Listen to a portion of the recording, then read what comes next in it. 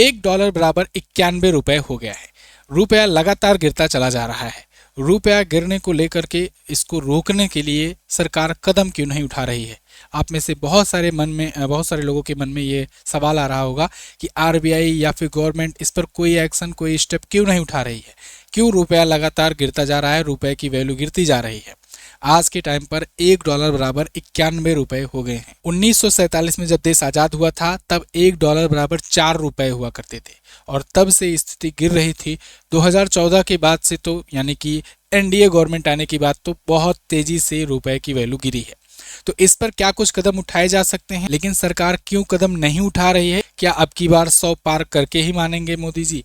इस पर हम लोग आज डेप्थ एनालिसिस करने वाले हैं, एक ज़रूरी बात। लेकिन पहले ब्रह्मास्त्र ई बुक आ चुकी है, वार्षिकांक, इसको आप ले सकते हो। ये भी लगभग $1 के बराबर में ही है, मतलब 99 रुपए की ई बुक है और अभी के टाइम पर डॉलर तो 91 चल रहा है। हो सकता है आने वाले दिन में ये ई बुक का प्राइस $1 हो जाए, अभी $1 से थोड़ा सा ज़्यादा है। तो ये ई बुक आप ले सकते हो MZT ऐप पर। ज़्यादा जानकारी के लिए इस ई बुक के बारे में वीडियो में बने रहिए, एंड में मैं आपको इसके बारे में डिटेल में बताऊंगा। तो चलिए देखिए, अभी आप कल का अगर देखेंगे तो कल 91 के आंकड़े को पार कर चुका था, छू चुका था। आज थोड़ा सा सुधार आया है, 90.38 हो गया है, लेकिन ये सुधार कोई सुधार नहीं माना जाएगा। ये अभी कभी भी चढ़ सकता है। हो सकता है अभी 2 बार रिफ्रेश करके फिर से यहाँ पर देखूँ तो अभी हो सकता है ये और चढ़ जाए। जब यहाँ तक पहुँच गया है तो मतलब अभी और जाएगा ही जाएगा। और अगर आप इसको देखोगे कि पिछले 1 साल में कैसे चढ़ा है, तो पिछले 1 साल में भी बहुत तेज़ी से बढ़ा है। जब से डोनाल्ड ट्रंप का टाइम पीरियड आया है तब से बहुत तेज़ी से रुपया गिरता जा रहा है, डॉलर चढ़ता जा रहा है। रुपया गिरना, डॉलर चढ़ना, इसको पहले समझ लो। बहुत लोग कंफ्यूज हो रहे होंगे कि इसमें दिक्कत क्या है।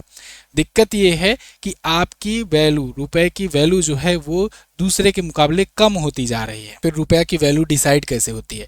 तो रुपए की वैल्यू डिसाइड होती है आपके फॉरेक्स रिजर्व से। फॉरेक्स रिजर्व ये दर्शाता है कि आपके पास कितनी फॉरेन करेंसी है या कितने आपके पास गोल्ड रिजर्व्स है। ये आपके फॉरेक्स रिजर्व में होते हैं। फॉरेक्स रिजर्व आप समझो कि जितना ही रहेगा फॉरेक्स रिजर्व, उतनी मात्रा में ही आरबीआई मुद्रा छाप पाएगा। आपके पास जितना फॉरेक्स रिजर्व है अभी के टाइम पर अगर देखा जाए तो $680 बिलियन के आसपास में भारत के पास फॉरेक्स रिजर्व है, यानी कि विदेशी करेंसी है। उसमें भी 60% से ज़्यादा करेंसी हम लोग डॉलर रखे हुए हैं। अब ये जितना फॉरेक्स रिजर्व है इसी के रेशियो में आरबीआई मुद्रा छाप सकता है। आरबीआई ऐसा नहीं कर सकता है कि भाई देश में इकोनॉमी बढ़ानी है, सबको अमीर बनाना है तो लाओ भैया खूब दिन रात छापना शुरू कर दें मुद्रा और उसके बाद पब्लिक में बांटना शुरू कर दें। ऐसा नहीं कर सकती आरबीआई। आरबीआई को उतना ही अनुपात में मुद्रा छापनी होती है जितना उसके पास फॉरेक्स रिजर्व होता है। अब ये फॉरेक्स रिजर्व के आंकड़े हर हफ्ते जारी होते हैं। फॉरेक्स रिजर्व भारत का बढ़ नहीं रहा है। जो अभी मुद्रा गिरती जा रही है उसके पीछे का सबसे बड़ा कारण है कि फॉरेक्स रिजर्व अपना बढ़ नहीं रहा है। ये हर महीने अपडेट होता रहता है, इसमें से खर्च भी होते रहते हैं, इसमें बढ़ता भी रहता है, घटता रहता है, लेकिन पिछले दिनों में ये घटता ही जा रहा है। इसके पीछे क्या कारण है? इसके पीछे सबसे बड़ा कारण है अमेरिकी टैरिफ। अमेरिका ने 50% का हैवी टैरिफ लगाया है भारत पर और इसको लेकर के भारतीय जो एक्सपोर्टर्स हैं वो अमेरिका से व्यापार नहीं कर पा रहे हैं या कहें वो मुनाफा नहीं कमा पा रहे हैं। अब बहुत कम मात्रा में जाते हैं अमेरिका में बेचने, वो अन्य मार्केट को तलाश रहे हैं। जब अमेरिका में जाते थे वो सामान बिकता था, अमेरिकी डॉलर आता था, वो डॉलर फॉरेक्स रिजर्व में आता था और उससे फॉरेक्स रिजर्व मजबूत होता था। अब आप सोचोगे अभी तो सर मोदी गवर्नमेंट में व्यापार बहुत बढ़ा हुआ था, तो तब तो खूब ज़्यादा इकट्ठा हो जाना चाहिए था फॉरेक्स रिजर्व। अभी टैरिफ लगा है ना ट्रंप के आने से पहले, ट्रंप के आने के बाद, ट्रंप के आने से पहले तो ज़्यादा होना चाहिए था। तो देखिए इसमें से आरबीआई पैसे खर्च भी करती है ना, अन्य चीज़ों में, और गवर्नमेंट भी खर्च करती है फॉरेक्स रिजर्व से भी, मतलब और भी देशों से व्यापार किया जाता है, तो उन सब मदों में यूज हो रहा था। लेकिन अब इसी फॉरेक्स रिजर्व पर पूरा जोर पड़ रहा है, झटका पड़ रहा है, क्योंकि ज़्यादा मात्रा में विदेशी करेंसी नहीं आ पा रही है। दूसरी बात, जो फॉरेन इन्वेस्टर थे वो जब इन्वेस्टमेंट करते थे तब भी अपना फॉरेक्स रिजर्व मजबूत होता था। भाई जब भी कोई आएगा विदेशी इन्वेस्टर मान लो आया वो $1000 इन्वेस्ट करने फॉर एग्जाम्पल, अब $1000 इन्वेस्ट करता है तो यहाँ पर वो पा रहा है 90,000 रुपये आज के टाइम पर। 90,000 रुपये मान लो किसी छोटी कंपनी में लगा दिया वो, तो अब ये 90,000 लगाया, इसको हम लोग 90,000 रुपये दे दिए, लेकिन $1,000 तो आ गया अपने पास। इस $1,000 को उठा के फॉरेक्स रिजर्व में रख दिए। तो ये मजबूत हुआ। लेकिन अभी पिछले कुछ दिनों में देखा जा रहा है जो फॉरेन इन्वेस्टर थे वो भारत से पैसा निकाल कर भाग रहे हैं, यानी भारत में जो इन्वेस्टमेंट उन्होंने ऑलरेडी कर रखा था उसको निकाल निकाल करके भाग रहे हैं। तो यानी और इन्वेस्टमेंट जहां आना चाहिए उसकी बजाय ये लोग जा रहे हैं यहाँ से। क्यों जा रहे हैं? क्योंकि अमेरिका का इकोनॉमी तेजी से अब बढ़ रहा है, वहां पर शेयर मार्केट में ग्रोथ देखी जा रही है। ऐसा क्यों हो रहा है? क्योंकि उसने बहुत सारे देशों पर टैरिफ लगाया, साथ ही साथ डोनाल्ड ट्रंप ने बहुत सारे देशों से ह्यूज इन्वेस्टमेंट भी अट्रैक्ट किया है। मतलब आप समझो, जापान से गए वो डील कराए, सऊदी अरब से गए डील कराए, कतर से गए डील कराए, इंडिया से डील अभी चल ही रही है, मतलब अभी फाइनल नहीं हुआ है। ऐसे बहुत सारे देशों से वो डील तय कर लिए हैं और इन सभी डीलों में वो बड़ा बड़ा इन्वेस्टमेंट अपने यहाँ अट्रैक्ट भी कर रहे हैं। 700 बिलियन किसी से 1 ट्रिलियन किसी से कुछ। इसके अलावा आप जो बड़ी बड़ी टेक कंपनियां हैं, गूगल, माइक्रोसॉफ्ट, फेसबुक, इन सब से भी और भी इन्वेस्टमेंट अमेरिका में करने को कर रहे हैं, प्रेशराइज कर रहे हैं। और अभी आपने देखा होगा कुछ दिन पहले, कुछ महीनों पहले की एक वीडियो वायरल हुई थी जिसमें वो सबके जितनी भी उसकी बड़ी बड़ी ग्लोबल कंपनी है उनके साथ बैठ करके वो लंच कर रहे थे और सबसे पूछ रहे थे तुम भाई बताओ सुंदर पिचाई तुम कितना लगा रहे हो अमेरिका में। फिर उसके बाद फिर बिल गेट्स से पूछे तुम भाई बताओ तुम कितना लगा रहे हो, मार्क जुकरबर्ग से पूछे तुम बताओ कितना लगा रहे हो। तो वो अमेरिका में और बड़ा इन्वेस्टमेंट बढ़ा रहे हैं। ऐसे में जो फॉरेन इन्वेस्टर्स थे वो अब और भी देशों में ना लगाकर जहां पर लगाए भी थे वहां से पैसा निकालकर वो अमेरिका में लगाने की तरफ भाग रहे हैं। इससे डॉलर और मजबूत हो रहा है। तो डॉलर मजबूत भी हो रहा है एक तरफ, इसलिए भी रुपया कमजोर दिख रहा है। दूसरा, रुपया कमजोर भी हो रहा है, इसलिए भी रुपया गिर रहा है। तो यानी ये सब 2-3 कारणों की वजह से रुपया तेजी से गिरता जा रहा है। मतलब आप समझो कि जो पैसों में 1-2 पैसा, 3 पैसा, 4 पैसा ऐसा होता था, महीनों में अंतर आता था, वो अब पता चल रहा है कि भाई 1-1, 2-2 रुपए का अंतर आ जा रहा है महीने महीने में। अब से 2-3 महीने पहले देखो तो 86 के बीच में चल रहा था डॉलर, लेकिन अब आज के टाइम पर देखोगे 91 के आंकड़ा को छू रहा है। तो ऐसा इसीलिए हो रहा है क्योंकि ये 3-4 कारण है जो प्रमुख रूप से इसको झटके दे रहे हैं। अब यहाँ पर बात आती है कि आरबीआई कर क्यों नहीं रहा है कुछ। क्या आरबीआई कुछ कर सकता है? इसको जानने से पहले एक छोटा सा आंकड़ा दिखा देता हूं मैं आपको, जिससे आपको थोड़ा अंदाजा लगेगा किस प्रकार से करेंसी तेजी से गिर रही है। बहुत लोग को अभी भी लग रहा होगा अरे यार 1 ही रुपया तो गिरा, 1.5 ही रुपया तो गिरा। तो आइए दिखाते हैं कैसे गिरता है। तो 1947 में जब देश आजाद हुआ तो 4 रुपए थे $1 के बराबर। 1983 आते आते 10 रुपए पहुंचा। मतलब आप देखो 47 से 83 कितने साल हुए? लगभग हो गए 40 साल के आसपास में ना। लगभग 40 साल या 37 से 40 साल के बीच में केवल 6 रुपए की ग्रोथ हुई। फिर 83 से 91 के बीच में देखिए 10 से 20 आ गया। ये वो टाइम था जब भारत की अर्थव्यवस्था बहुत कमजोर स्थिति में थी। 1991 आते आते अपने पास फॉरेक्स रिजर्व बिल्कुल खत्म हो गया था। तो उस टाइम पर रुपया की वैल्यू गिराई गई, डिक्रीज की गई, अवमूल्यन किया गया था और रुपया 20 रुपए पर पहुंचा। फिर 1993 में एलपीजी रिफॉर्म लाए गए, लेकिन फिर भी वो इतना जल्दी तो तुरंत ही कोई इन्वेस्टमेंट कर नहीं देगा। कोई कहेगा कि हाँ ठीक है हम फैक्ट्री लगाएंगे, तो धीरे धीरे पूरा सब प्रोसेस होता है, ग्राउंड लेवल पर इफेक्ट आता है। तो 20 से 30 हुआ, यानी कि 2 साल में कोई इफेक्ट नहीं दिखा। फिर और गिरना शुरू हुआ, 1998 में 40 आ गया। लेकिन 1998 से 2012 के बीच काफी स्थिर रहा। आप इसको इस ग्राफ से देखिए कि जैसे यहाँ पर देखिए 4 रुपए से 5 रुपए के बीच में यहाँ लंबा टाइम पीरियड चला। प्रधानमंत्रियों का कार्यकाल के हिसाब से यहाँ पर दिखाया गया है। तो 1965 1970 तक आप देखोगे तो लंबा यहाँ पर टाइम पीरियड था। यहाँ पर बिल्कुल स्टेबल थी करेंसी। फिर उसके बाद इंदिरा गांधी जी के भी टाइम पर इतना था। फिर उसके बाद उधर 1980 से 1990 के बीच में यहाँ गिरना शुरू हुआ करेंसी। इकोनॉमी डाउन जा रही थी उस टाइम पर, ठीक है। फिर उसके बाद देखोगे यहाँ 1991 से इधर 2000 तक, मतलब बहुत तेजी से यहाँ स्लोप आया है करेंसी गिरने में। लेकिन 2000 से 2010 के बीच में इधर काफ़ी थोड़ा स्टेबिलिटी देखने को मिली है।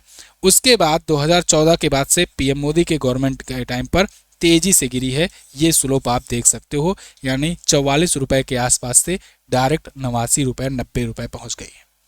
तो ये स्लोप देख सकते हो किस प्रकार से करेंसी गिरी है। आपको अब आइडिया लग गया ना कि 1 रुपया गिरना मतलब कितना बड़ा गिरावट है। दूसरी बात, डॉलर का दाम बढ़ना या रुपए का दाम डॉलर के से कंपेयर करना इतना इंपॉर्टेंट क्यों है? क्योंकि दुनिया की सबसे स्टेबल करेंसी डॉलर मानी जाती है। दुनिया भर के जितने भी सेंट्रल बैंक्स हैं उनमें 60% रिजर्व जो है वो डॉलर में कर रखा है। मतलब सबने डॉलर रखा है अपने पास। अब जब सबने रखा है डॉलर, तो मतलब डॉलर मजबूत है। मतलब डॉलर को ये अच्छे से पता है, यूएस डॉलर को, कि हमारी ताकत क्या है, हमारी मजबूती क्या है और हम पर दुनिया कितना डिपेंड है। इसीलिए ना ट्रंप टैरिफ खेल रहे हैं। दुनिया के 39% कर्ज डॉलर में दिए गए हैं। मतलब जितने कर्ज दिए गए हैं दुनिया भर में, उसमें से 39 से 40% कर्ज डॉलर में ही दिए गए हैं। तो उनको पता है कि हम लेंगे डॉलर में ही। इसके अलावा दुनिया का करीब 50 से 60% व्यापार भी डॉलर से होता है, क्योंकि दुनिया के 60% तक के व्यापार वो स्विफ्ट की मदद से होते हैं। स्विफ्ट एक बिचौलिया है जो ट्रेड कराता है, व्यापार कराता है दो देशों के बीच में डॉलर के अंतर्गत। जैसे आप बैंक ट्रांजैक्शन करते हो, IFSC कोड लगाते हो, ऐसे ही स्विफ्ट कोड लगता है अंतर्राष्ट्रीय व्यापार के अंतर्गत। तो स्विफ्ट के जरिए 60% व्यापार होता है पूरी दुनिया में, इसलिए डॉलर इतना दबदबा रखता है। अब भारत में अगर करेंसी गिर रही तो किसको फायदा होगा, किसको नुकसान होगा? तो जो लोग एक्सपोर्ट्स कर रहे हैं, जो लोग बेच रहे हैं अपना सामान विदेशों में, उनको तो फायदा होगा, क्योंकि जो एक्सपोर्टर पहले $1000 में बाहर सामान बेचता करते थे, तो तब मान लो अगर भारत में दाम $1 बराबर 80 रुपए था, तब इनको 1000 जब बेच करके आते थे तब इनको 80,000 रुपए ही मिलते थे। लेकिन अब यही दाम 91 रुपए तक पहुंच गया है। तो यानी वो अगर सामान $1000 में बेच कर आ रहे हैं तो उनको कितना मिल रहा होगा? अब उनको अब 91,000 रुपए मिल जा रहा है। ठीक है, तो ये फायदा इनका हो जा रहा है जो एक्सपोर्ट कर रहे हैं अपना सामान उनको। लेकिन जो इंपोर्ट कर रहे हैं उनके लिए दिक्कत है। भाई इंपोर्ट कर रहे हैं पहले, तो उनको पहले $1000 में कोई सामान खरीदते थे, तो 1000 खरीदने के लिए यहाँ करेंसी चेंज करते थे तो उनको 80,000 देना पड़ता था। अब वही $1000 का सामान खरीद करके ला रहे हैं तो इनको 91,000 रुपया यहाँ पे करना पड़ रहा है, तब इनके पास $1000 आ रहा है। बात समझ में आई? तो जो इंपोर्ट कर रहे हैं उनको नुकसान, जो एक्सपोर्ट कर रहे हैं उनको फायदा। पर्यटक के लिए भारत सस्ता है। भारत में आएंगे कोई टूरिस्ट, वहां से $100 लेकर के आए, यहाँ पर कई जगह पर घूम लिए। यही उल्टा करेंगे, मतलब जाएंगे अमेरिका वगैरह में घूमने, तो उनको अब ज़्यादा रुपए यहाँ से लेकर जाना पड़ेगा। तेल, सोना ये सब महंगा हो जाएगा, खरीदना होता है। विदेशों में पढ़ाई महंगी हो जाएगी, और जो भारत में आएंगे पढ़ने उनके लिए वो सस्ता हो जाएगा। तो कुल मिला जुला करके ये एक पूरा सिनेरियो होने वाला है। अब बात आती है कि भारत क्या क्या कर सकता है, RBI क्या क्या कर सकता है, क्या क्या स्टेप उठा सकता है जिसको लेकर के अपनी करेंसी मजबूत हो। तो इसके कुछ पॉइंट्स हैं, मैं आपको बता दे रहा हूँ। देखिए, सबसे पहला है कि डी डॉलराइजेशन को बढ़ावा देना। मतलब ये कि डॉलर पर डिपेंडेंसी कम करना। हम लोग को अपनी करेंसी को और मजबूत करने के लिए डॉलर पर निर्भरता कम करनी होगी। तो डी डॉलराइजेशन पहला पॉइंट। दूसरा पॉइंट, एक्सपोर्ट्स को बढ़ाओ। जितने निर्यात हो रहे हैं उनको और ज़्यादा से ज़्यादा बढ़ाओ, जिससे ज़्यादा मात्रा में डॉलर और विदेशी करेंसी आए। ठीक है, तो और एक मतलब दोनों कदम एक साथ कर रहे हैं कि एक तरफ हम लोग डॉलर पर डिपेंडेंसी कम कर रहे हैं, साथ ही साथ में डॉलर और बढ़ा रहे हैं। अच्छा, इसके बाद और क्या करेंगे? इसके बाद हम लोग और ज़्यादा अपने जो मिनरल्स हैं या अपने अंदर जो खनिज हैं उसका खनन और तेज़ी से बढ़ाएं, जिससे ज़्यादा मात्रा में सोना या ये सब जो खनिज है वो निकले और उसको हम लोग एक्सपोर्ट करें। तो इससे अगर मान लो जो धातुएं मिलती हैं तो वो तो धातुएं वैसे ही वैल्यूएबल रहेंगी भारत के लिए भी, और बाकी चीज़ें मिलते हैं तो उसको बेच करके भी हम लोग एक्सपोर्ट बढ़ा सकते हैं। तीसरा स्टेप गवर्नमेंट के लेवल पर ये कि गवर्नमेंट को ईज ऑफ डूइंग को, बिजनेस को और ज़्यादा बढ़ाना होगा। जितना आत्मनिर्भरता बढ़ेगी, जितना भारत के अंदर बिजनेस बढ़ेगा, उतना ज़्यादा और डिपेंडेंसी फॉरेन करेंसी पर कम होगी और इन्वेस्टमेंट भी अट्रैक्ट होंगे। अगर इन्वेस्टमेंट ज़्यादा अट्रैक्ट होते हैं, इन्वेस्टमेंट को बढ़ाने के लिए और चीज़ें करना चाहिए। अगर इन्वेस्टमेंट बढ़ेंगे और तो फॉरेन इन्वेस्टर आएंगे और फिर से फॉरेक्स रिजर्व अपना मजबूत होगा। तो फॉरेन इन्वेस्टर को अट्रैक्ट करना पॉइंट आप लिख सकते हो। इसके अलावा बैंकिंग सेक्टर को और मजबूत करना होगा, फाइनेंशियल सेक्टर को और मजबूत करना होगा, और साथ ही साथ RBI अपनी जो मौद्रिक दरें हैं, MPC रेट्स हैं, उनमें भी फ्लक्चुएशंस करके भी बहुत सारी महंगाई वगैरह कंट्रोल करके रुपए की वैल्यू को कुछ कंट्रोल कर सकती है। तो ये कुछ स्टेप्स हैं जिसकी वजह से सरकार अगर स्टेप उठाए तब कुछ रुपए में गिरावट कम हो सकती है। अब इस पर सरकार कुछ स्टेप ले क्यों नहीं रही है जब सब कुछ पता है? तो देखिए, इसके पीछे कारण ये है कि जब तक ना किसी चीज़ के लिए बिल्कुल झकझोरा नहीं जाता है तब तक गवर्नमेंट वो कदम नहीं उठाती है। अब इस वाले केस में क्या है कि इसमें नुकसान किसका हो रहा है? जो अमीर लोग हैं, जो इंपोर्ट करते हैं, जो लग्जीरियस चीज़ लेते हैं, उनको नुकसान हो रहा है। मतलब आम आदमी को नुकसान नहीं हो रहा है। डायरेक्टली, इनडायरेक्टली तो हो रहा है। इनडायरेक्टली में जैसे आप जब क्रूड ऑयल खरीदा जाएगा, क्रूड ऑयल महंगा होगा, जब ऑयल महंगा होगा तो परिवहन ट्रांसपोर्टेशन चार्ज महंगा होगा। अब ट्रांसपोर्ट पर ही सारी दुनिया टिकी होती है। हर एक चीज़ आपका दूसरी जगह से आता है, शिफ्ट होकर के आप तक पहुँचता है, तो हर एक चीज़ के दाम अल्टीमेटली बढ़ते हैं। तो इनडायरेक्टली तो प्रभाव पड़ रहा है, लेकिन डायरेक्टली दिख नहीं रहा है, इसलिए सरकार इस पर चुप्पी साधे हुए है। अब अगर वही अमीर वर्ग जो अपने बच्चों को पढ़ने भेजते हैं, उनको ज़्यादा महंगा फीस पे करना है, जो पर्यटक वाले होते हैं, जो जाते हैं बाहर घूमने के लिए, उनको ज़्यादा पे करना पड़ता है। जब ये लोग मुद्दे उठाने लगेंगे, ये लोग आवाज़ उठाएंगे, तब यहाँ पर सरकार कुछ स्टेप लेगी। अभी शांति से बैठी हुई है। क्यों? क्योंकि अभी मुद्दों से भटका करके इधर ध्यान नहीं अट्रैक्ट किया जा रहा है, खींचा जा रहा है। ये ध्यान खींचने का काम हम लोग कर रहे हैं। फिलहाल आपकी इस पर क्या राय है, आप लोग कमेंट करके जरूर बताइएगा। आगे जाने से पहले अपने ई बुक के बारे में बताना चाहूँगा, जो फिलहाल लगता है लगभग जल्द ही पहुंच जाएगी $1 के रुपए के बराबर। मैं तो अपना दाम घटाऊंगा नहीं, डॉलर ही मजबूत हो जाएगा, और मजबूत होते होते उम्मीद है कि जब 99 रुपए पहुंच जाएगा तब जो है आप ये ई बुक $1 में ले पाओगे। वैसे रुपए में अगर आप लेते हो तो अभी आप 99 रुपए पे करके ले सकते हो। MJT ऐप पर ये ई बुक अवेलेबल है। इस ई बुक की खास बात क्या है कि चैप्टर वाइज इसमें कंटेंट है पूरे साल भर के। ब्रह्मास्त्र वार्षिकांक है ये, जनवरी से लेकर दिसंबर तक सारे चैप्टर आपको सिलसिलेवार तरीके से chapter wise content, type book wise content दिया गया है। और इसमें प्रश्नोत्तर माध्यम भी है, टेबल, चार्ट, इंफोग्राफिक्स, ये सारी चीज़ें आपको दी गई हैं, जिससे आपको पढ़ना और आसान हो जाता है। सब कुछ आप पढ़ सकते हो। बजट किस प्रकार से आया है, कितना किसको लेवल को मिला है, सब कुछ, राज्यवार घटनाएं सब मिलेगा आपको। तो मात्र 99 में आप इसे पे करके ले सकते हो। कहाँ से लोगे? MJT ऐप से जा करके लो, या फिर व्हाट्सएप का नंबर दिया गया है, व्हाट्सएप पर UPI के माध्यम से भी ले सकते हो। व्हाट्सएप कीजिए, डिस्क्रिप्शन में नंबर है। Thank you so much. जय हिंद, वंदे मातरम।